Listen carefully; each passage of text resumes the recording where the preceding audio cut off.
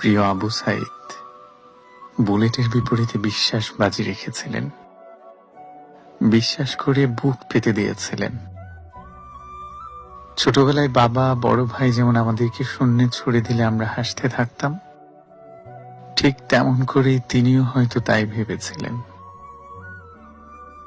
একই মানচিত্রে থেকে একই আলো বাতাসে বেড়ে ওঠে, একই ভাষায় কথা বলে যে কিনা আমাদেরই কারো বাবা ভাই, যার উপাধি রক্ষাকারী, সেই মানুষ কি করে বুকে বুলেট ছুটতে পারে? মাঝে মাঝে বিশ্বাস ভেঙে গেলে বুলেটের মতো তীব্র আঘাত হানে বুকে। কি জানি, হয়তো আবু সাইদ বুকে হানা বুলেটের আঘাতের চেয়ে তার বাজি ধরা বিশ্বাস ভাঙায় বেশি কষ্ট পেয়েছিলেন।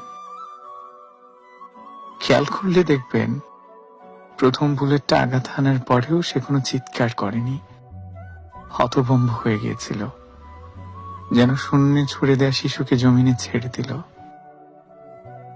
বিশ্বাস ভঙ্গের কষ্ট নিয়ে হতভম্ব হয়ে বিদায় নিলেন আমাদের ভাই শহীদ আবু সাইদ।